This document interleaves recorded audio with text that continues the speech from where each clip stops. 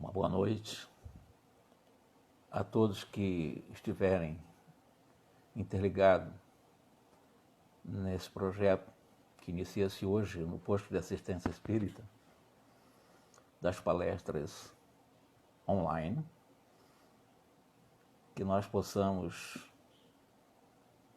levar de bom êxito essa nossa proposta. Antecipadamente, nós agradecemos ao nosso irmão Bruno Amador por ter aceitado fazer a abertura dessa nova modalidade de palestras. A Lívia, que me ensinou, botou praticamente as mãos nas minhas mãos para me ensinar a mexer com o Instagram. E a todos que vierem a participar dessa live, com a palestra que será feita pelo nosso irmão Bruno Amador, muito conhecido de todos nós, muito querido de todos nós, que falará sobre felicidade, sobre infelicidade.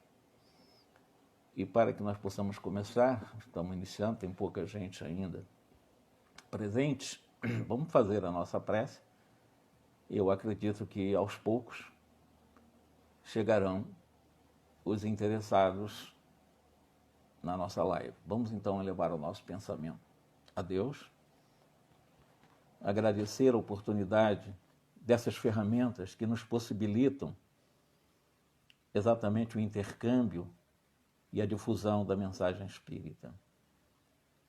Que possamos refletir bastante sobre tudo que será falado aqui pelo nosso irmão e que possamos colocar em prática também no dia a dia tudo aquilo que nós aprendermos e refletirmos que serve para a nossa vida. Que assim seja.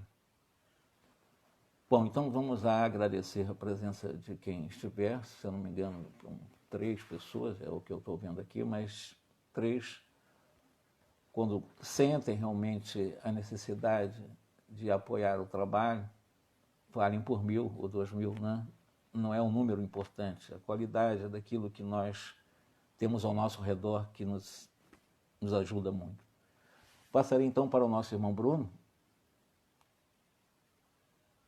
Deixa eu chamá-lo, que é a experiência que eu tenho aqui, é chamar o nosso irmão Bruno.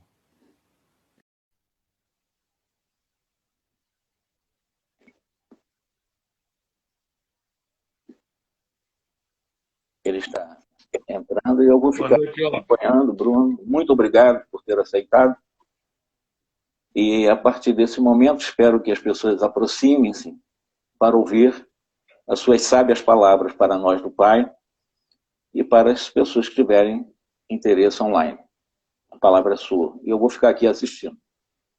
Muito obrigado, boa noite a todo mundo aí que nos acompanha. Primeiro, é uma grande satisfação estar iniciando essa modalidade aí no Pai. Que esses tempos que a gente está vivendo trouxe estes benefícios e descobrimos novas formas de propagar o Evangelho, descobrimos novas formas de debater doutrina espírita. E a proposta de hoje é a gente conversar um tema que a humanidade vem discutindo há muito tempo. Falar sobre felicidade é falar sobre algo que todo mundo já passou na cabeça isso um dia. Não à toa que todos nós queremos ser felizes. Se a gente for imaginar o processo evolutivo aqui do espírito, isso é instintivo, foi colocado, né, nós fomos adestrados nos reinos inferiores a buscar o nosso bem-estar. A gente pega aí os animais, eles nada mais fazem que buscar o próprio bem-estar, evidentemente, adaptado ou nas limitações que aquele ser possui. Ligados a um corpo, sem ainda a consciência desperta, sem aí as características tipicamente humanas, eles buscam o bem-estar ainda numa reação fisiológica, mas nada mais é que instituindo isso que vai ser pedra fundamental, pilar, para a gente poder evoluir consciente quando alcançarmos a nossa humanidade, né? A maturidade de um espírito humano como estamos hoje. Então, esse bem-estar que aprendemos a buscar, quando assumimos as características humanas, a gente continua neste ímpeto. E aí cabe a pergunta, se todos nós, durante tanto tempo, buscamos a felicidade, se todo mundo quer ser feliz, o porquê que a gente não consegue? Por que não alcançamos ainda?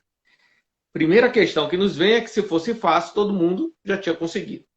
Então tem seus desafios aí naturais do processo evolutivo. E a gente vai fazer um exercício aqui de tentar pensar como espíritos. Parece óbvio para a gente que está aí na doutrina espírita estudando há algum tempo, mas enxergar-se como espírito independente do corpo não é algo tão fácil para as nossas capacidades atuais.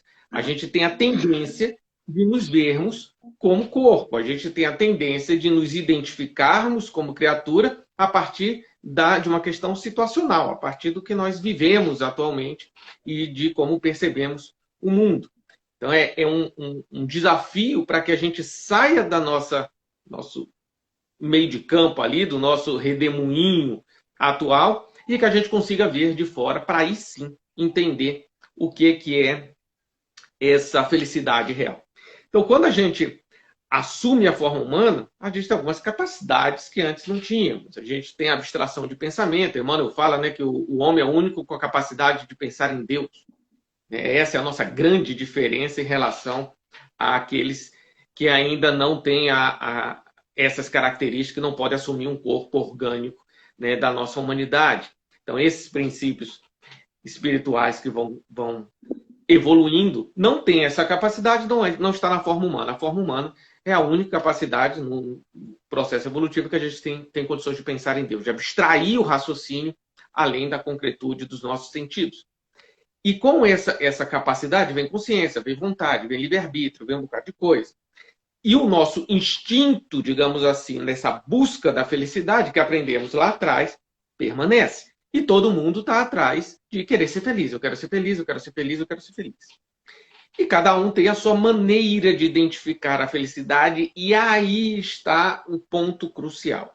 O que é essa felicidade que eu tanto busco com todas as minhas forças? Será que a gente está buscando, de fato, a felicidade? Ou está buscando alguma outra coisa que a gente chama de felicidade ou acredita que vai ser feliz? Então, algumas pessoas buscam a felicidade nas questões dos sentidos, né? Eu quero prazeres, e esse prazer é bom, né? Esse prazer, evidentemente, é prazeroso, é gostoso, é algo que me satisfaz, e acredita que aquilo é felicidade, sai atrás de prazeres e prazeres e prazeres, e quanto mais ele obtém esses prazeres, menos satisfação tem, e aí quer algo um pouquinho mais intenso. Há pessoas que acreditam que a felicidade é uma eterna calmaria. Então, quando eu não tiver nada que me aflija, eu estarei feliz. Então, ou parte para tentar resolver todos os problemas do mundo de uma vez só, ou então parte a ignorar, a isolar-se, a não conviver para tentar buscar essa felicidade de acordo com o conceito que ela acredita que seja. Há outros que acreditam que a felicidade é uma ausência de problemas. Quando eu não tiver mais problemas ao meu redor, eu serei feliz, porque estes problemas me afligem, me incomodam, me atormentam. E a felicidade, e aí cai o conceito da grande maioria de nós, a felicidade ele é o oposto da infelicidade. Então, eu não conheço o que é ser feliz, porque eu não sou. Mas eu conheço o que é infelicidade, porque eu sinto. E se eu sinto, eu quero o oposto. E aí a gente começa a colocar a causa dos nossos tormentos, das nossas infelicidades, em algo externo a nós. E aí vem a nossa primeira reflexão. Se Deus é justo, Deus é bom, como que ele condicionaria a minha felicidade a algo que independe de mim? O fato da situação externa, a situação externa em si, não está sob meu controle. Se ela não está sob meu controle, ela independe de mim. Como que eu posso condicionar? Deus poderia condicionar, ele justo, a minha felicidade a uma situação que não está sob meu controle. Quando alguém me agride, é uma opção, é uma determinação do livre-arbítrio dele, do qual eu não posso interferir. Logo, não está sob o meu controle, não está sob o meu domínio. Como que a minha infelicidade, ou seja, a minha incapacidade de alcançar a felicidade, seria decorrente de uma atitude de um livre-arbítrio alheio e não o meu? Mas o pensamento que chega naturalmente, mas eu sinto. Eu sinto a infelicidade, eu sinto as tormentas, eu sofro, e eu sofro porque fulano fez isso comigo, eu sofro porque minha situação não é boa, eu sofro porque eu não tenho o que eu quero, eu sofro porque tenho doenças físicas, de nascenças, quiçá, que não necessariamente eu escolhi, ou se escolhi não recordo o pré-encarnatório, mas na situação atual, a imagem que a gente tem é essa. Acontece um acidente, eu perco os meus bens materiais, alguém que eu amo muito, que é próximo de mim, desencarna, independente do que eu quero ou não, e eu sofro. Se eu sofro, portanto, estas são as causas da minha infelicidade, e aí a gente cai num labirinto que não vão sair. Porque impedir que alguém que a gente ama desencarne é impossível. Todos nós desencarnaremos. Todos, aqueles que a gente ama, aqueles que a gente não ama, eles irão desencarnar. E por justiça, Deus não poderia colocar minha felicidade condicionada a algo que independa de mim. Porque se Deus determina o momento do desencarne, e o desencarne de um ente querido me é causa de infelicidade, necessariamente, nesta tese, significa que Deus está causando a minha infelicidade, o que seria um contrassenso. Então, a gente buscando o que é essa infelicidade real, a gente lembra de Jesus. Quando Jesus fala que a felicidade não é deste mundo, ao menos Kardec cita isso lá no Evangelho segundo o Espiritismo, numa conclusão de que é um pensamento do Cristo, de que a felicidade não é deste mundo. Jesus chega a falar que os ricos, que têm a consolação deste mundo, eles não têm a felicidade real. Vós ricos que são felizes com este mundo já têm a sua consolação. E aí, com essa frase, esse ensinamento, esse pensamento que Kardec nos traz, e ele referencia isso ao livro de Eclesiastes, a felicidade não é deste mundo, a gente, no estudo espírita, começa também a fazer as nossas interpretações para buscar onde que está essa felicidade para que a gente realmente trace o caminho correto. E aí temos também vários pensamentos, A felicidade não é deste mundo, mas nós podemos ser felizes aqui, a gente tem os nossos direitos, as nossas alegrias, etc. Evidentemente que se fosse algo completamente maléfico para nós, não estaria à nossa disposição. Se está à nossa disposição, é porque a gente tem o que aprender com isso. Na capacidade de escolhas e absorção de consequências, a gente vai entendendo um pouco mais o mecanismo universal. E para entender o mecanismo universal, as leis divinas, a providência divina como funciona, a gente necessariamente vai ter que sair da nossa realidade atual, da nossa situação, no nosso momento temporário, para tentar aprofundar um pouquinho filosoficamente o que é essa felicidade. E aí, buscando textos a esse respeito, a gente encontrou aqui no Evangelho segundo o Espiritismo, que é até o texto base para a nossa reflexão de hoje. Eu vou ler algumas partes aqui para vocês. No capítulo 5, item 24, fala a infelicidade real, ou a desgraça real, a depender aí da tradução. A gente está pegando uma tradução aqui que diz a infelicidade real.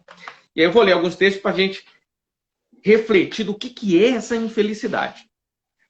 Ele começa assim. Todo mundo fala da infelicidade. Todo mundo a experimentou e acredita conhecer seu caráter múltiplo.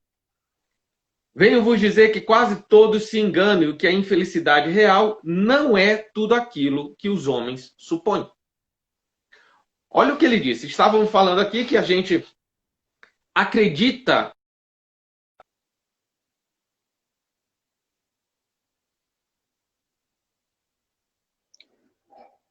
Parece que deu um problema aqui na comunicação. Vamos aguardar o Bruno retornar.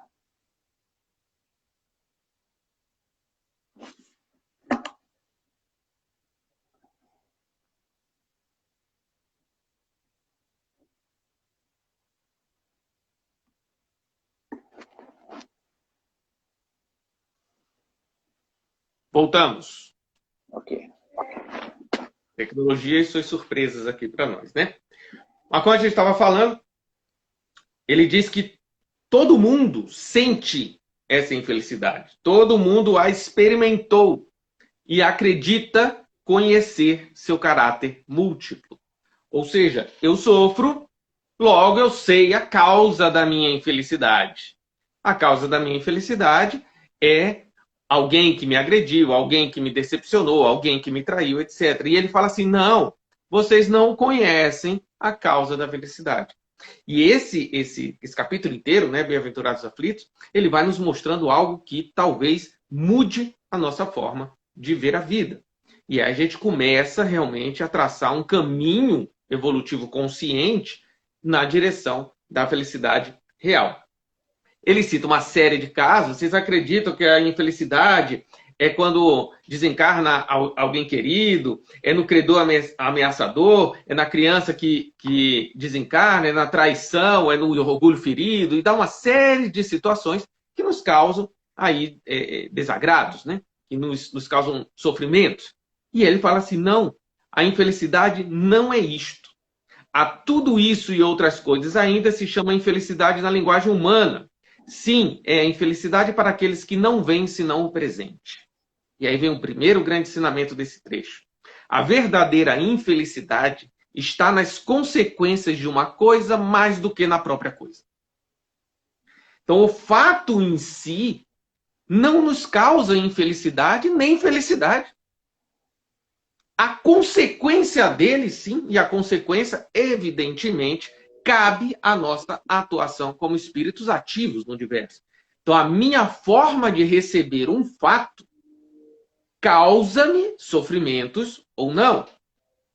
E mesmo que me cause sofrimentos, Deus é justo e infinitamente bom. Aquele fato que eu mal interpretei, agindo por sofrimento e não por aprendizado, vai ser um degrau para a minha escada evolutiva e lá na frente me será benéfico porque as dores ensinam. Então tudo é feito para o bem.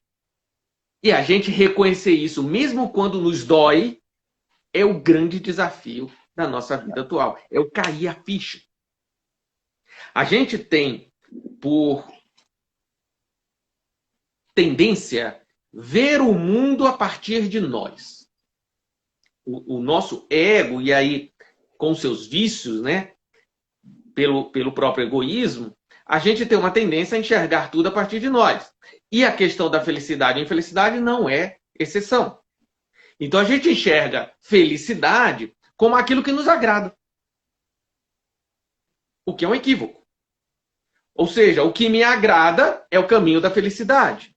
O que me desagrada é o caminho da infelicidade, pensamento comum. E aí vamos atrás do que nos agrada. Só que, se a gente pensar de forma espírita, pensarmos como espíritos, somos espíritos inferiores ainda. Somos espíritos mais próximos do início do que do fim. Compreendemos mais as vicissitudes da matéria do que os prazeres da angelitude. Então, nós desconhecemos muito mais coisa em âmbitos superiores e conhecemos o terra a terra. Acabamos de sair dos reinos anteriores. Somos crianças espirituais na fala de Emmanuel. E se eu ainda tenho uma série de inferioridades dentro de mim, o que vai me agradar é aquilo que coaduna com essas inferioridades. À medida que nós vamos evoluindo, vamos mudando o nosso gosto, mudando as coisas que nos agradam, e eu passo a me agradar de coisas superiores. Mas eu ainda tenho muitas inferioridades. E aí a gente tem uma série de exemplos aqui na nossa vida encarnatória, né, de prazeres que são oriundos de coisas inerentes ao mundo de provas e expiações que nós temos. Por isso, nós achamos aí, ficamos admirados com espíritos superiores que vêm ao mundo e não se agradam das coisas do mundo. Lembramos de novo Jesus quando fala, a felicidade não é deste mundo. Ele não fala que nós temos aqui que buscar o sofrimento, a dor e as limitações. Não. Todas as coisas que me chegam neste mundo são processos de aprendizado, prazerosas ou dolorosas. As que me agradam e as que me desagradam. Porque a lei universal que estabelece a felicidade, vai falar um pouquinho mais dela daqui a pouco, a lei universal que estabelece o que é ser feliz, o que é felicidade, independe do meu gosto. Deus não submete as leis deles ao meu gosto. E isso é crucial para a gente entender o que é felicidade. O processo de construção da felicidade, de amadurecimento para o espírito conseguir ser feliz, vai passar por fases benéficas e desagradáveis. Porque ser benéfico não significa que me é agradável. Quando alguma coisa me fere o orgulho e quebra o meu orgulho, quebra de orgulho é benéfico para o espírito no processo evolutivo. Mas é desagradável para o espírito que ainda é orgulhoso. Pautar a lei universal a partir do que nos agrada e nos desagrada é uma armadilha do próprio ego. Sair disso, por isso a gente fala sair de si, enxergar fora e saber que o processo, aprender a não sofrer dói. A gente entender que as coisas do mundo podem ser desagradáveis, mas sempre são benéficas. Se eu tiver um olhar diferente, se eu não tiver um olhar do que me agrada e desagrada, mas sim do que me é benéfico nas consequências, como diz aqui no Evangelho, para eu julgar alguma coisa, ele diz uma frase aqui, para julgar uma coisa é preciso, pois, ver-lhes a consequência. E assim para apreciar o que realmente é feliz ou infeliz para o homem. A consequência como espírito. Sem as nossas emoções turvarem o nosso olhar. Eu não gosto, logo não me é benéfico. O curioso é que a gente sabe disso. Tanto a gente sabe disso que aqueles que têm filhos, e aí o filho vai tomar um remédio amargo, e o filho não quer. Ele não quer por quê? Porque ele não gosta. Que é desagradável para ele. Mas nós que somos pais, ele fala, meu filho, você tem que tomar porque isso é bom para você. Porque isso vai lhe trazer saúde. Isso vai ser bom para o seu organismo, vai fazer você ter condições de ser feliz. Porque sem a saúde, você não tem condições de ser feliz. Aí o que é que a criança faz? Mas eu não gosto. O fato dela não gostar, aos pais conscientes, impede do pai e da mãe obrigarem ela a tomar aquele remédio? Evidentemente que não. Por quê? Os pais mais maduros sabem que ser saudável e benéfico para aquela criança, por vezes, a desagradará. Mas eles não podem abrir mão do que é benéfico, porque aquela criança não faz ideia do que está pedindo. Lembra quando Jesus falou na cruz? Pai, perdoai-vos, eles não sabem o que fazem. Porque não sabe, é como a criança, não quer tomar o remédio. Por quê? Porque é ruim. Ela tem razão? Tem, na visão limitada dela. Porque ela só enxerga a partir de si o que é agradável e o que é desagradável. Nós, como crianças espirituais, também agimos assim. Senhor, não quero isso. Por quê? Porque me é desagradável. O cristão, à medida que toma consciência e maturidade, e aí vemos os primeiros cristãos que entravam ali nas arenas romanas para ser devorados lá nos circos romanos pelas feras, entravam cantando os hinos de louvor a Deus. Aí a gente pensa hoje, mas como? Eu não dou conta. De fato, eu não dou conta, por isso que eram eles. Enviados para dar o testemunho do cristianismo que até hoje, milênios depois, a gente lembra. Porque eles tinham consciência de que as dores não são males. Tinham consciência de que o testemunho de vida, e a época era esse o testemunho plausível, dada a agressividade humana 2000 anos atrás, era para começar a mexer nas consciências que os observavam, como Paulo fez ao ver Estevão lá sendo apedrejado, e falou assim, que paz, que felicidade é essa que esse que não tem nada demonstra nos olhos, e eu que tenho tudo, poder, riquezas, influência, mando e desmando, mantenho uma angústia dentro de mim. E o testemunho de Estevão, no momento de se desfazer do corpo, foi mais um tijolo para que Paulo fosse Paulo.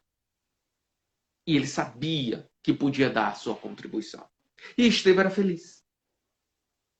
Tomando pedra, sendo ferido injustamente, condenado injustamente. E ele estava feliz. Por quê? Porque ele não estava com foco. É injusto comigo. Eu não fiz nada. Eu estou passando dores. Eu estou me desagradando. O foco dele era outro. O foco dele é eu estou sendo útil à obra. Estou sendo útil à obra cristã, à seara do Cristo, ao mecanismo universal. Eu estou integrando-me às leis universais, que são leis colaborativas, necessariamente. Quando eu recuso-me a ser colaborativo, quando eu recuso-me a ser útil, eu estou indo de encontro, estou indo à contramão das leis universais. Se pensarmos aqui na natureza física do nosso planeta, animais morrem para que outros sobrevivam. Plantas morrem para que animais sobrevivam, para que o planeta mantenha-se na temperatura estável. Tudo é feito e desfeito para manter-se uma harmonia geral do planeta. Deus nos dando um exemplo de como o universo funciona. No nosso organismo funciona da mesma forma. Células morrem para que tecidos sejam refeitos e assim manter-se a saúde orgânica. Nós somos elementos do universo que devemos entregar-nos. Evidentemente, a gente não morre porque não somos matéria, mas um exemplo da matéria, que é o que a gente conhece, para que a gente consiga abstrair as nossas funções de espírito. Nós temos que nos entregar a benefício da harmonia do universo. Quando assumimos essa postura, a gente passa a mudar a forma de enxergar as coisas, mesmo doendo. Vamos vacilar aqui e ali. A nossa postura perante os nossos erros também será outra, não será uma postura punitiva, autopunitiva e nem conformista. Tudo bem que eu errei? Não, não está tudo bem. Ah, então eu vou me condenar? Também não. Você só errou, eu vou identificar onde está falho, corrigir e bola para frente. Sem se punir, mas também sem se enganar que um erro é acerto. E a gente tem muita dificuldade nisso, porque o nosso orgulho grita, né? E quando eu me considero a pior pessoa do mundo, reparem, quando eu me coloco como a pior pessoa do mundo, eu me coloco em destaque. Eu sou o pior. Nós não somos o pior. Nós não somos o melhor. Nós somos iguais. Nós somos elementos de um grande e infinito mecanismo, todos de exata mesma importância. Saber disso e que nós temos uma finalidade no universo e eu vou passar a agir não mais a partir de mim, do que me agrada e do que me desagrada, mas a partir do meu senso de dever. Eu deixo de enxergar as coisas com os meus olhos e passo a enxergar as coisas com os olhos de Deus. Ou seja, eu sei o meu dever no universo e vou buscar executar este dever. O meu dever é ser útil. O meu dever é colaborar com a harmonia do universo. A minha, as dos outros, as dos elementos materiais, das relações. Esse é o meu dever. E se eu cumprir este meu dever, as forças do universo em si, da criação, as leis divinas, vão me estimular mais ainda. Se eu não cumprir este dever, a providência divina, as leis universais, vão atuar para que eu me corrija o caminho. É como se eu quisesse brigar com o universo. E se eu entrar numa luta com o universo, é óbvio que eu não vou conseguir mudar as leis da criação, porque Deus não me deu a prerrogativa de ser legislador universal.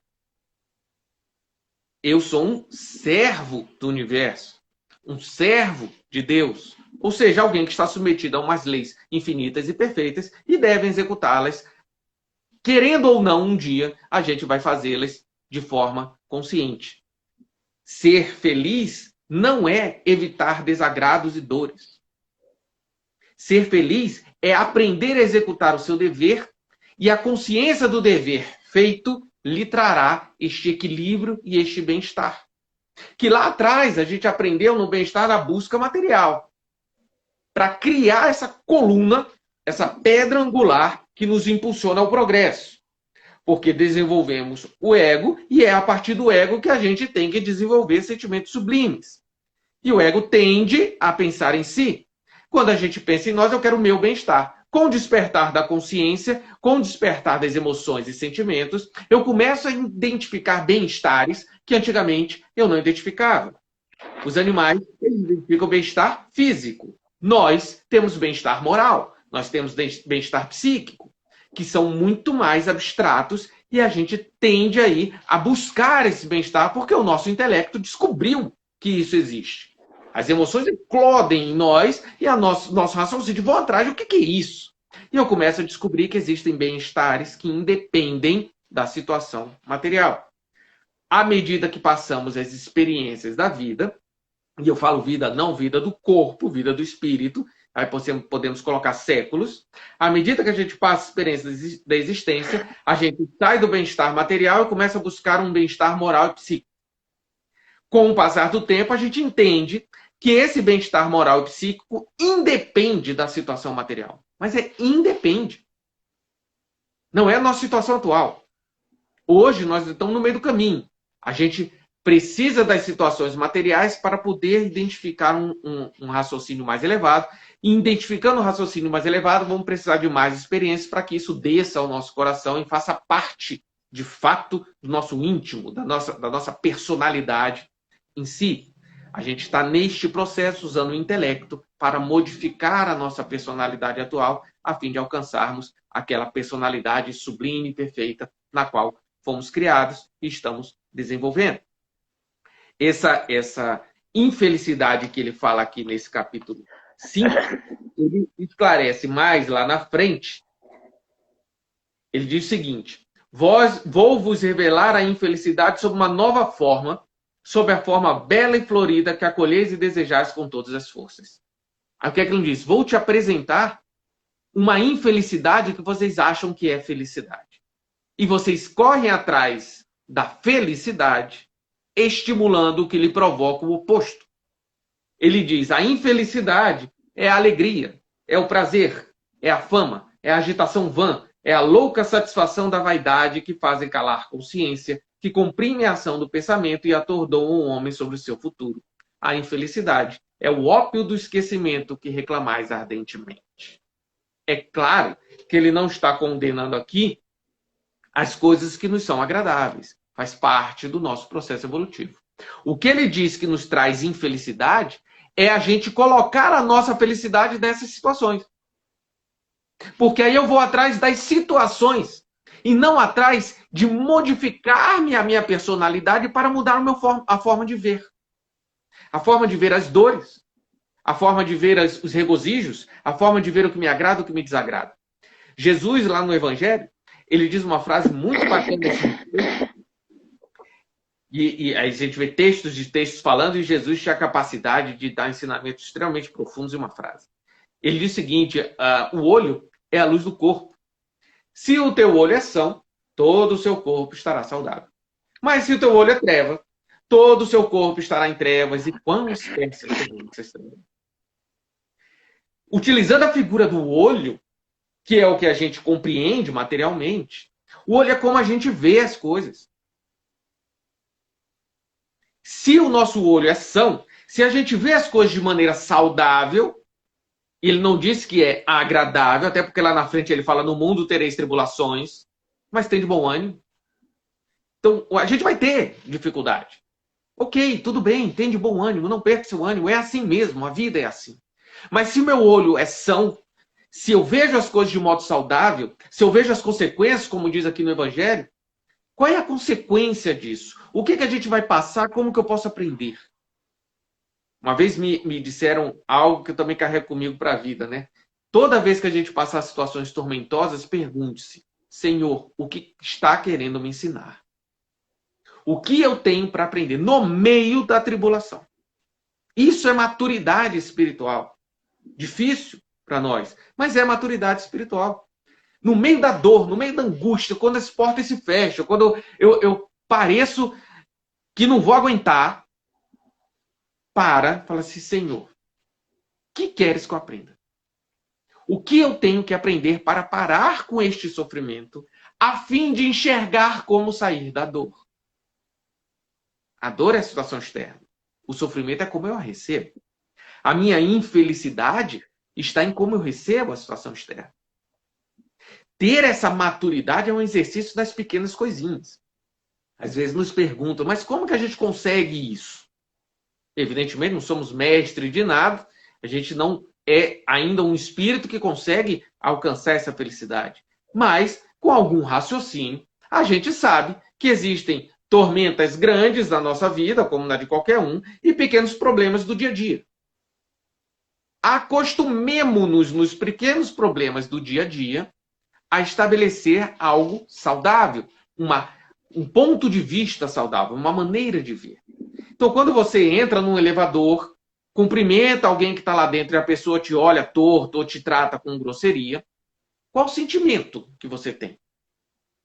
É coisa pequena demais, de alguns segundos. Você está no carro e alguém passa e faz alguma coisa que te desagrada. Você está na fila de algum estabelecimento e alguém faz alguma coisa que te desagrada. Você está em casa e as pessoas que ali convivem fazem algo que te desagrada. Eis o momento do exercício. É uma pequena coisinha que temos o exercício de trabalhar em nós. Algo que me desagradou, mas como eu vou conseguir reverter isso em algo útil? Porque o meu dever é ser útil. Não é porque me desagradou que eu tenho que revidar e que eu tenho que colaborar mais ainda para a desarmonização. O meu dever não é a desarmonia, o meu dever é a harmonia. Somos cristãos. E temos por dever seguir a harmonia que Jesus tanto nos ensina. E escolher isso nos momentos grandiosos, das grandes tormentas da vida, nós seremos chamados a agir por impulso. Sabe, quando passa situações difíceis, você tem atitudes que nem você concorda, e aí depois que passa, fala assim, meu Deus, por que eu fiz aquilo? Como eu pude fazer isso? Eu errei. E aí, se não tiver vigilância, entra num processo de autoculpa. Nós erramos porque nas grandes provações, nós somos chamados a agir por impulso. Mexe, impacto é tão grande que a gente vai reagir e depois vamos refletir sobre. Nós não temos o hábito inverso. Como que nós criamos esse hábito? Nas pequenas coisas. Que se nas pequenas coisas eu não consigo seguir o Cristo, não conseguirei nas grandes. Se nos pequenos desagrados da vida eu respondo, eu olho de cara feia, eu penso mal. Pensamento é ato. Está lá no Evangelho também de Jesus, aquele que pensar raca contra seu irmão será digno de juízo. Então, quando eu me disciplino nos pequenos desagrados da vida comum, não que eu concorde com aquilo que me desagradou, mas qual o impacto em mim? Aquilo me desequilibra. Como que eu posso ser útil para corrigir até aquilo que de fato seja injusto ou traga prejuízos? Como que eu posso ser útil se eu estou em desequilíbrio interno? Certamente eu vou cometer equívocos que se eu tivesse equilibrado, maduro, com as emoções apaziguadas, eu não cometeria. Então, nas pequenas disposições, e a vida no lar, ela é fundamental para isso. Duas pessoas com egos distintos, por mais que se amem no amor que a gente consegue sentir e compreender na nossa escala evolutiva, ainda tem aí as salpicadas do ego de cada um e de vez em quando se bicam. E aí as discussões, as questões em casa, seja os cônjuges, seja aí parental, filial, porque somos espíritos muito seculares. Nesses pequenos desagrados, que são pequenas coisas. Ninguém deixa de se amar por causa disso. Mas naquele momento, às vezes, cai uma discussão e tem brigas aí lamentáveis. Nesses pequenos desagrados, são os momentos de exercício. O momento em que eu, fui desagradado, não concordo, mas o fato de me desagradar e de eu achar que aquilo não tem que ser daquele jeito, não deveria me desequilibrar. Eu, equilibrado, consigo atuar de uma maneira muito mais consciente, de uma maneira muito mais assertiva em matéria de cristianismo. Seja falando ou silenciando, que o silêncio pode ser uma atitude também.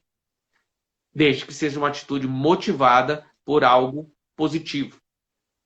E aqui, ao final dessa passagem, ele diz o seguinte: que o Espiritismo vos esclareça, pois, e recoloque em sua verdadeira luz a verdade e o erro, tão estranhamente desfigurados pela vossa cegueira.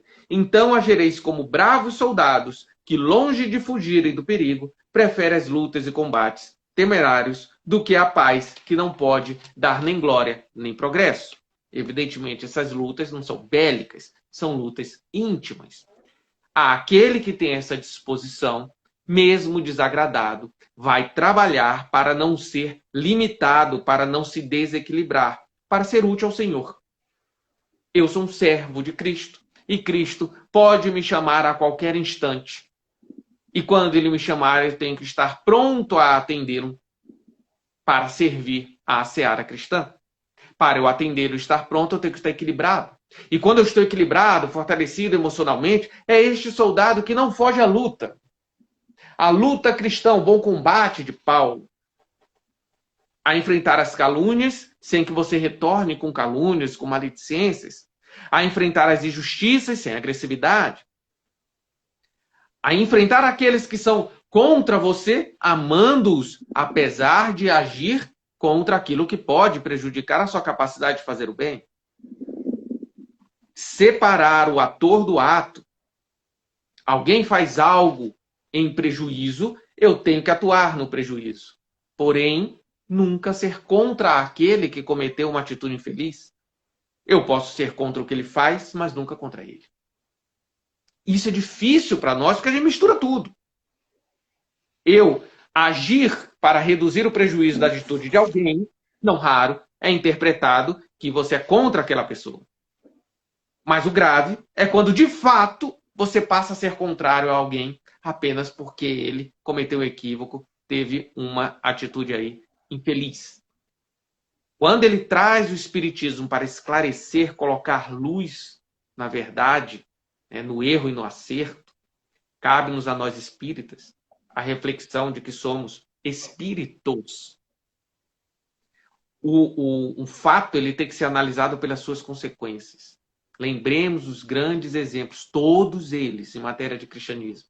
Paulo de Tarso, você pega todos os apóstolos, o próprio Cristo, você pega Sócrates, outros que não se intitulavam cristãos, mas são espíritos moralmente elevados, como Gandhi, e tantos outros, como Chico Xavier, Allan Kardec, tantos que passaram no mundo, não passaram uma vida de prazeres. Passaram a vida que tinham que passar. Sempre olhando as consequências de tudo que está acontecendo. E não olhando a partir do que te agrada e do que te desagrada. O Espiritismo vem para nos mostrar que devemos agir por Deus seguindo Jesus. E não agir por nós seguindo aquilo que nós interpretamos da vida. Vamos seguir as nossas convicções, mas sempre questionando o que é que Jesus nos recomendaria. Lembro, por fim, da passagem de Pedro, quando Pedro vai tirar a espada da bainha. Imagine a situação. Você estava à noite, veio o poder do mundo, inquestionável, condenando Jesus, que dava consolação e era o salvador de todos, vem lá para sequestrar Jesus e levá-lo a um julgamento que sabia que não era um julgamento justo, era o poder de Roma, e Roma fazia o que queria naquela época.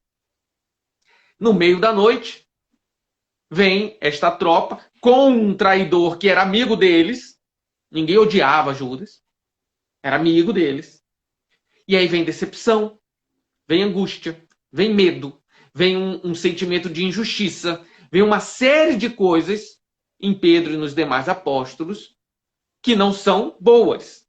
Ou seja, eles interpretam a situação de uma maneira imediatista e egóica. Eu não estou gostando, não pode ser assim. E ele vai partir à lide.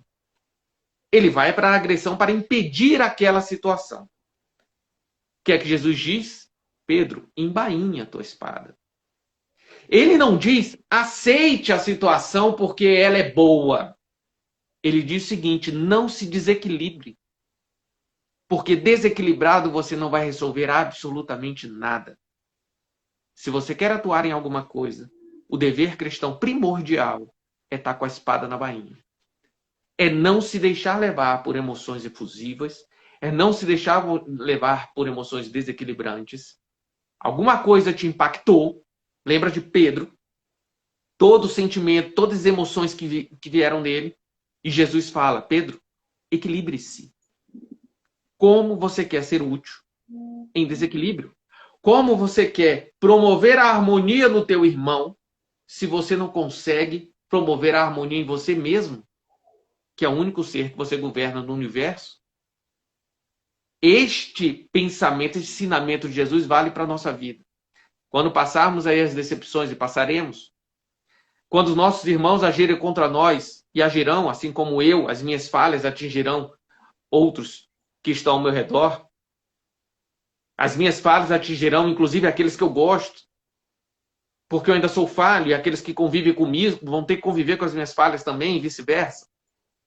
Quando as situações do mundo nos desagradarem, antes de nos entregarmos ao impulso de corrigendas e de querer transformar em impor a todos o nosso ponto de vista, lembremos de Jesus falando para Pedro: equilibre-se, embainhe a tua espada para depois você atuar. Por isso que Jesus deu exemplos de equilíbrio, de discernimento moral. Quando ele estava com Caifás, quando ele estava com Pilatos, quando ele foi pego pelos soldados nessa situação que a gente falou, quando ele foi à cruz, em momento nenhum, ele retirou espadas da bainha. O que dava para modificar no momento, ele promovia a modificação.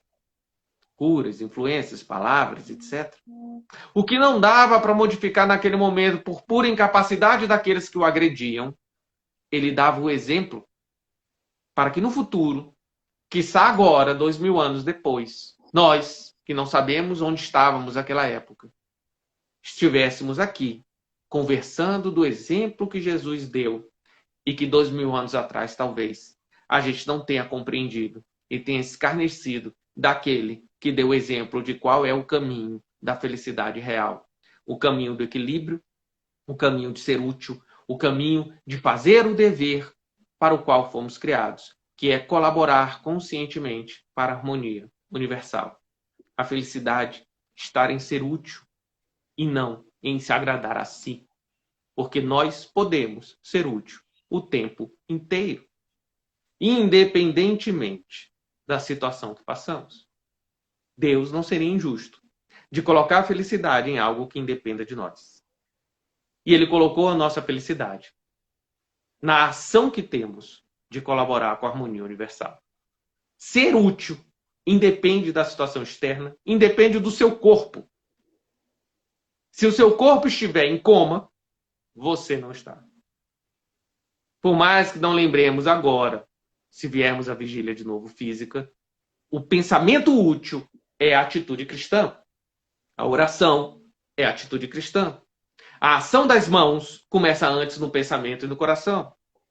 Nos habituemos a sermos úteis mentalmente, emocionalmente, e tudo mais acontecerá como consequência. De novo as palavras evangélicas: buscai o reino dos céus e tudo mais lhe será dado de recompensa. Buscar o reino dos céus é buscar o nosso dever íntimo, psicológico e emocional, de sermos úteis à harmonia universal. E tudo mais se transformará. Eliminaremos os nossos sofrimentos e infelicidades quando buscarmos a felicidade real. Não de mudar o que não está sob o nosso governo, mas de atuar na parcela do universo que Deus entregou a nós mesmos para que nós governássemos o nosso próprio íntimo. Aí estaremos no caminho da felicidade real. Eu hoje agradeço mais uma vez a oportunidade. Espero que todos nós tenhamos aí momentos de reflexões profundas. Que Deus abençoe a todo mundo. Eu pediria, Bruno, para que você permaneça, para que nós possamos dar um encerramento. Qualquer coisa que eu vier a falar vai deslustrar essa beleza da sua expressão, da sua exposição. E eu terminaria exatamente aqui agradecendo a todos que estiveram conosco. É a nossa primeira live, é histórica, né? Porque de alguma forma é a primeira live de 45 anos de existência do Pai. E que nós possamos refletir cada palavra, principalmente essas últimas palavras em que você falou da utilidade, de sermos úteis. E úteis nos lembra trabalho. Trabalho é toda e qualquer ocupação útil, segundo os Espíritos. Então, para ser útil tem que trabalhar, né? Trabalharmos trabalhando o tempo todo, né? E para que nós não ultrapassemos o tempo determinado, né, pelo Instagram, eu pediria você fazer a prece de encerramento e, após o que, eu vou gravar e deixar à disposição daqueles que estiverem interesse, vai ficar ad eterno relativo na internet. Muito obrigado mesmo, um grande abraço virtual para você e é uma gratidão de toda a família do Pai. Muito obrigado. Vou pedir para que todo mundo acompanhe a gente aí nessa prece, fechar os nossos olhos, elevando o nosso pensamento a Jesus Cristo, nosso Senhor, sentindo-nos uns aos outros nessa grande família humana da qual necessariamente fazemos parte. Amado Mestre Jesus, agradecemos sumamente a oportunidade que temos nessa encarnação de usufruirmos dos produtos de esforços de tantos irmãos que trabalharam no desenvolvimento de tecnologias das quais nunca imaginamos antes que podiam ser úteis à propagação do teu Evangelho, Mestre. Agradecemos por conhecermos a doutrina espírita, que traz luz tão esclarecedora para cada um de nós, para a nossa estrada evolutiva. Ajuda-nos, Senhor, para que consigamos, na vida comum, honrarmos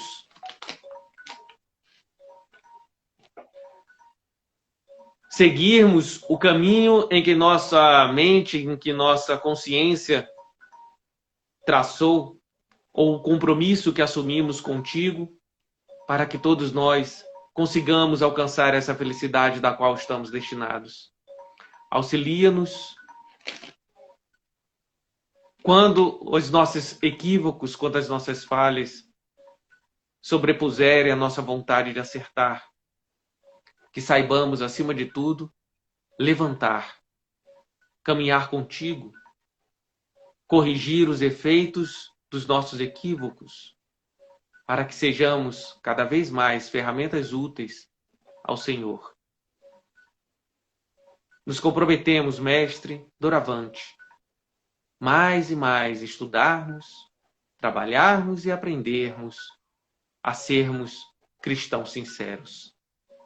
Agradecemos mais uma vez a oportunidade da noite de hoje, a oportunidade de conhecermos irmãos à distância que presencialmente talvez não encontraríamos nessa encarnação, a oportunidade de integrarmos tantos corações devotados ao cristianismo, no meio espírita ou fora dele, tantas almas de boa vontade, tanta solidariedade, tanto amor ao próximo.